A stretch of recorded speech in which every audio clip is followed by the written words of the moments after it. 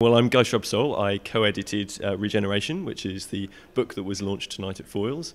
It's been a fantastic process of 9 months of, well, effectively giving birth to this book, working with 30 other young people, to put together and co-edit this collection of ideas and new ways of organising, new sort of policies for the ways in which our generation can build a better world. It's been a fantastic evening, as you say. What do you think is the overall theme of the book? How would you describe it?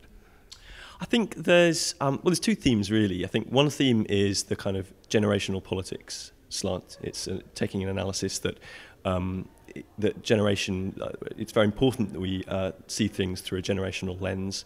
And particularly here we're talking about the generation born since 1979.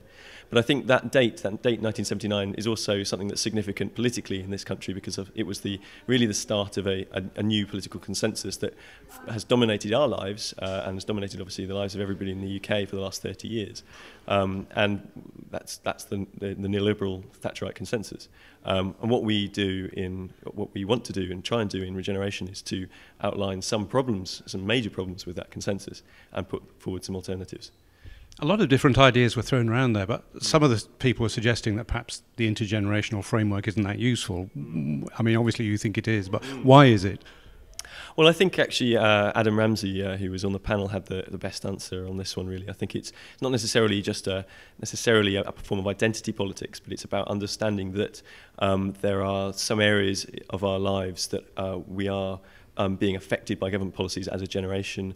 That, you know, for instance, it's now much harder for us to get onto into the property ladder or to get a job, you know, to be a secure job than people of the older generation. So it's not necessarily just a lens in which you should say, oh, well, we should all be interested in just organising along generational lines and forget about all those other identities, class, race, gender, and so on. But actually, it's about recognising that there are inequalities between generations, and we need to restore the social contract between generations that I think has existed in the UK before. So, in those terms, then, what do you think of the work that the Intergenerational Foundation is doing? I think it's great work. I think what's been really exciting is, from my background is in environmental politics and environmental protection, and so I've seen this debate go on in the environmental sphere for quite some time. But I think, you know, talking about the rights of future generations to a safe and clean and healthy environment. But I think what the Intergenerational Foundation has done really well is start to ask that question about a whole range of other areas of policy, not just the environment, which of course is fundamental, but also around economics, around society and culture more generally. It's interesting that, because when I ask a lot of people about that, the first thing that they mention that's on their minds is climate change and the environment.